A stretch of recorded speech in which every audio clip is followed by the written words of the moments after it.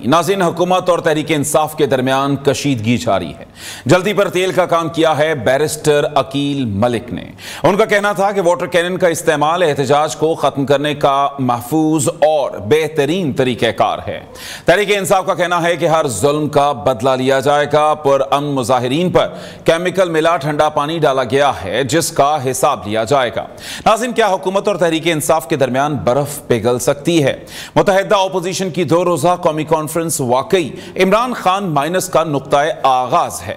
साबिक PTI leadership की मफाहिमाना कोशिशें रंग लाएंगी या फिर सियासत दोबारा तलखी की जानिब करवट लेगी? नाज़रीन, हुकूमत ने भारत को चारों शाने चित करके सुपर पावर को तो अपना गर्विदा बना लिया, तो सवाल यह है कि तहरीक इंसाफ के बयानिए का अभी तक तोड़ मुमकिन क्यों नहीं हुआ? सवाल बहुत सारे हैं। जवाबात लेने के लिए हमारे मुअज़्ज़ज़ पैनल में शामिल हैं आज सफीना खान साहिबा, सीनियर तज्ज़ियाकार हमारे साथ हैं, तैमूर तालपुर साहब रहनुमा पीपल्स पार्टी हमारे साथ हैं, और उनके साथ साथ फैसल चौधरी साहब रहनुमा तहरीक इंसाफ भी हमारे साथ हैं।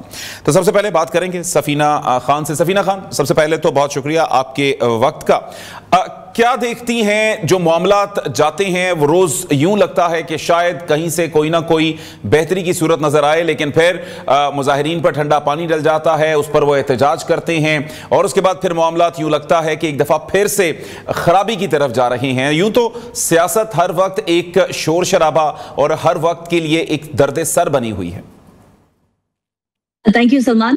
सबसे पहले तो मैं ये बता दूं, वाटर कैनन से पानी डालकर जो है मुजाहिरीन को मुंतशिर करना वाकई सच में हकीकत में सबसे इजी वे है। केपीके के अंदर भी हमने देखा था, वहां की खवातीन के ऊपर वाटर कैनन का यूज हुआ था, ब्रूटली हुआ था और दिन की रोशनी में हुआ था। तो तब मेरे ख्याल से जुल्म और बर्बरियत की कोई याद नहीं आई होगी। वेस्टर्न सोसाइटी में अगर हम देखें तो वहां तो बेदरेग जो है वो वाटर कैनन इस्तेमाल होते हैं लोगों को मुंतशिर करने के लिए।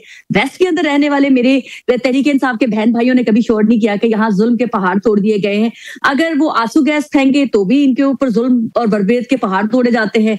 वैसे इन लोगों को पुलिस लाठी चार्ज करे तो भी इनके ऊपर जो है वो बर्बरियत के जो पहाड़ तोड़ दिए जाते हैं। तो मतलब पीटीआई के साथ उनका कहने का मकसद यह है कि हम जो मर्जी करें, हमें रोका ना जाए, क्योंकि इन्होंने टिकटॉक के विजुअल्स बनाने होते हैं, इन्होंने यूट्यूबर्स के लिए मवाद मुहैया करना होता है, इन्होंने भारतीय मीडिया को ऐसी चीजें प्रोवाइड करनी होती हैं जिसकी बेस के ऊपर वो पाकिस्तान को बदनाम कर सके। तो आप मुझे बता दें कि ये जो रोज जाकर वहां पर वाटर कैनन की जद में आते हैं, चंद कतरे अगर इनके ऊपर गिर भी जाते हैं तो इसमें जुल्म कहां से हो गया? ना जाया करे ना वहां पर जाके कोई ऐसी हरकतें करे कि इनको पुलिस को मुंतशिर करना पड़े। जब कानून लॉ इनको मना कर रहा है कि वहां इकट्ठे ना हो, तो आप जाके कानून को हाथ में लेते हैं। तो कानून कायम रखने के लिए भी तो उन्होंने, लॉ इन्फोर्समेंट ने जो है वो कुछ ना कुछ करना है। तो आपको सबसे सॉफ्ट तरीन तरीका पानी तो अच्छा है ना। हो सकता है समटाइम पानी भी नहीं आता किसी इलाके में, तो जिन्होंने नहीं नहाना होता, मैंने देखा भी था एक विजुअल, वो एक नौजवान जो है आदमी तो वो खड़ा होकर नहा रहा था। तो बहुत सारी अपॉर्चुनिटीज निकल सकती है अगर हम इसको थिंक पॉजिटिवली लें। जिनके घरों में पानी नहीं आता वो नहा लें, वो खुश हो जाए, लेकिन उस मजा क्या कीजिए फिर वो सैड म्यूजिक लगा के जो इन्होंने इनकलाबी स्लोगन्स के साथ, नारों के साथ वो वीडियो बनानी होती है, फिर वो कैसे बनेगी? तो इनको तो शुक्रिया अदा करना चाहिए कि एटलीस्ट वाटर कैनन इस्तेमाल करके आप लोगों के इनकलाबी स्लोगन और सैड म्यूजिक लगा के वीडियोस बनाने का मौका तो दे रही है हुकूमत। वरना तो अगर आप मुझसे पूछे, मैं इस वक्त हूं तो मैं आड़े हाथे लूं इन लोगों को और वहां पर एक भी बंदा पर ना मार पाए। लेकिन क्या कीजिए, मेरा बार बार जब से मैं पाकिस्तान में आई हूं मैंने देखा है पाकिस्तान की रियासत बहुत ज्यादा लीनियंट है, बेबी सिटिंग कर रही है तहरीक इंसाफ के लोगों की। ऐसे लग रहा है कि कहीं सॉफ्ट कॉर्नर है तहरीक इंसाफ के लिए, जो इनको जानबूझ के वहां पर इकट्ठा होने दिया जाता है, लेकिन ताकि आए कुछ करें और वहां पर जो है पूरी दुनिया में पाकिस्तान की बदनामी का बाइस हो। अच्छा सफीना साहबा, फिर ये भी बताइएगा कि फिर इतना मौका मिल गया हुकूमत को, अभी तक बयानिया बनाने में क्यों नाकाम है?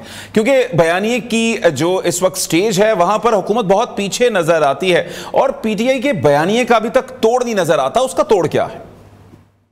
आप बिल्कुल सही कह रहे हैं, क्योंकि हुकूमत के पास ऐसा नहीं है कि तोड़ नहीं है, वो मेरे ख्याल से तोड़ करने में इंटरेस्टेड नहीं है, क्योंकि तहरीक इंसाफ के अलावा कोई भी पाकिस्तान के अंदर पॉलिटिकल पार्टी सोशल मीडिया पे इतना वो नहीं रखते हैं, उनका कोई इंटरेस्ट नहीं रहा है माजी में। मैंने खुद पर्सनली एक्सपीरियंस से उनका यही कहना होता था, हमारा सोशल मीडिया से कोई लेना देना नहीं, हम तो ग्राउंड पे काम करते हैं, हम प्रैक्टिकली आवाम को रिलीफ देते हैं।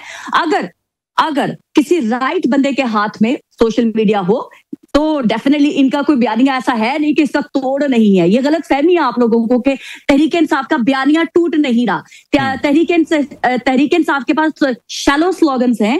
पाकिस्तान को मलाइन किया जाता है। पाकिस्तान के अगर मैं अगर कहूँ ना मेरे पास पावर हो तो मैं देखूं पाकिस्तान के अंदर बैठा हुआ एक भी शख्स कोई जो है सोशल मीडिया पर ऊपर कुछ लिख सके, क्योंकि यहाँ के इदारों को सब पता है कौन कहाँ बैठा हुआ है, लेकिन नहीं पकड़ते ना। कहीं ऐसा है रियासत में इनके लिए सॉफ्ट कॉर्नर है जिसको रखा जा रहा है ताकि दोनों तरफ से जो है इन एंड आउट होता रहे। ये मेरा अपना पर्सनल एक्सपीरियंस जो मैंने ऑब्जर्व किया है। वरना ऐसा नहीं है कि पाकिस्तान के इदारे जो है वो काबू नहीं कर सकते या इनको कंट्रोल नहीं कर सकते। अभी तक सॉफ्ट हाथ रखा हुआ है। आप यकीन माने कि जिस दिन पाकिस्तान की रियासत ने वाकई ही सोच लिया कि इनको काउंटर करना है तो एक शख्स आपको कहीं से बोलता हुआ नजर नहीं आएगा। सोशल मीडिया को तो छोड़ दे, सोशल मीडिया के शैलो स्लोगन्स मुझे कभी भी बयानिया नहीं लगते हैं। आप झूठ सैड म्यूजिक लगा के, अभी मैं आपके साथ जो इंटरव्यू कर रही हूँ यहाँ कोई मेरा मद्दे मुकाबल बैठा हुआ कोई शख्स बोल रहा होगा, उतना सा क्लिप उठाया जाएगा, सैड म्यूजिक लगा के बताया जाएगा कि कितने धड़ल्ले से बयानिया बयान किया जा रहा है। तो वो फेक प्रोपेगेंडा उसको मैं कहती हूँ। इट्स नॉट बयानिया, इट्स अ फेक प्रोपेगेंडा, क्योंकि उनके पास पैसा है। इंटरनेशनली जो है पाकिस्तान का दुश्मन भी फंडिंग करता है, तो डेफिनेटली वो पेड इनके पास सोशल मीडिया है जो मुफ्त में बैठा हुआ काम करता है 24 घंटे। तो उसका मुकाबला तो ये कह देना कि नहीं हो सकता, वो भी गलत बात है। हर चीज का काउंटर होता है दुनिया में, कोई भी चीज पानी नहीं है। हर चीज को जो है कोई ना कोई मुकाबला होता है, लेकिन उसके लिए डिटर्मिनेशन, विल चाहिए होती है। अच्छा सफीना खान साहबा, फिर ये भी बताइएगा कि क्या इमरान खान अब डन हो गए, क्लोज हो गए? क्योंकि जिस हद तक वो अपनी लड़ाई को ले गए हैं, क्या उसके बाद उनके लिए कोई ऐसा रास्ता बचता है कि जहां से वो वापसी की राह भी ले लें?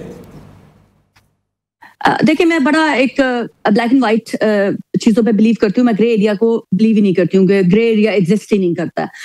अगर पाकिस्तान के अंदर कोई भी जो शख्स हो, चाहे वो इमरान खान हो, चाहे वो कोई भी पॉलिटिशियन हो, अगर वो जब रेड लाइन क्रॉस करे तो फिर रियासत को उसके खिलाफ सख्त एक्शन लेना चाहिए। दोबारा कम बैक का मौका नहीं देना चाहिए। यही हमारे इदारों की बदकिस्मती के साथ एटीट्यूड रहा है कि पहले उसको आउट करते हैं, फिर मजबूरी के तहत उनको इन कर लेते हैं, फिर बार बार हमारी रियासत, हमारे इदारे इन्हीं लोगों के हाथों ब्लैकमेल होते हैं। जब फैसला हो गया है कि इमरान खान ने कुछ ऐसी चीजें की हैं जिसको वो बर्दाश्त नहीं किया जा सकता पाकिस्तान के लिए, पाकिस्तान की रियासत पाकिस्तान के लिए नागुज़ीर हो चुकी हैं, तो क्या ऐसा है इमरान खान में जो वापस उनको लाया जाए? तहरीक इंसाफ के अंदर बहुत अच्छे लोग हैं। अगर कुछ गंदे अंडे निकाल दिए जाए तो पीटीआई के अंदर बहुत अच्छे लोग हैं जो पाकिस्तान के अंदर रह के सियासत करना चाहते हैं। उनको मौका देना चाहिए। ये कहां से लिख दिया कि इमरान खान ही चेंज लाएगा? उसको मौका मिला, वो नहीं ला सका। पीटीआई के अंदर और भी बहुत सारे लोग हैं जिनको आगे आना चाहिए और मसलहत के तहत पाकिस्तान के लिए काम करना चाहिए। अगर उनका वाकई इरादा है पाकिस्तान के लोगों की खिदमत करना, वो इसलिए पीटीआई में शामिल हुए थे। इमरान खान, हाँ जी, पीटीआई ही इमरान खान है, ये एक जो है नैरेटिव लेकर चलती है पीटीआई इस वक्त।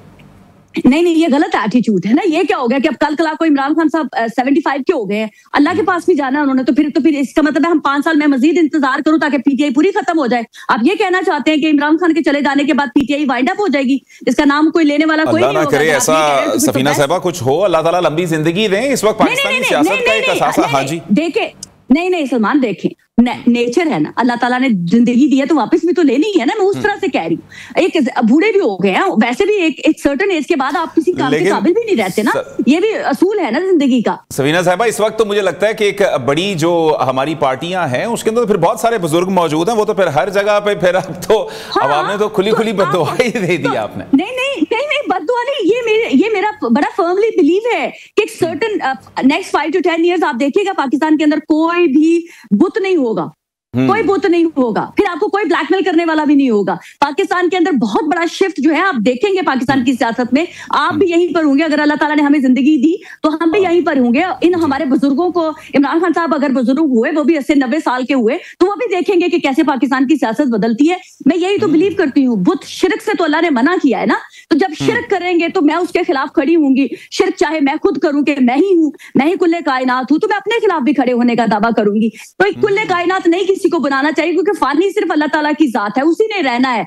तो मैं उस तरह से कह रही हूँ, एक सर्टेन एज है इंसान का, मेडिकली भी प्रूफ होता है कि एक सर्टेन एज के बाद इंसान किसी काबिल नहीं रहता। उसका सोचने समझने की सकत खत्म हो जाती है, उठने बैठने की सकत खत्म हो जाती है।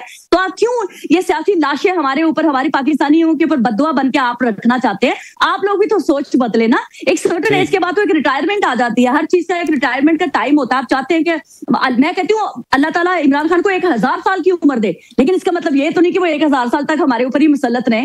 बाकी भी मेरे पाकिस्तान के बहन भाई बड़े बहुत ही इंटेलिजेंट लोग हैं और पाकिस्तान को सर्व करने की उनके अंदर ताकत भी है और सलाहियत भी है, उनको भी मौका मिलना चाहिए। ये क्या बात हुई कि एक बंदा खड़ा हो गया, वो नहीं है तो पार्टी खत्म हो गई, तो फिर तो आपका मतलब है डिक्टेटरशिप तो आप पॉलिटिकल पार्टीज के अंदर है ना, फिर आप क्यों डिक्टेटर को बुरा कहते हैं? फिर तो आप पॉलिटिकल पार्टीज को पहले उनके अंदर चेंज लाएं कि ये डिक्टेटरशिप खत्म करें। आप वेस्टर्न जमहूरियत चाहते हैं और अपने अंदर जमहूरियत लाना नहीं चाहते हैं आप।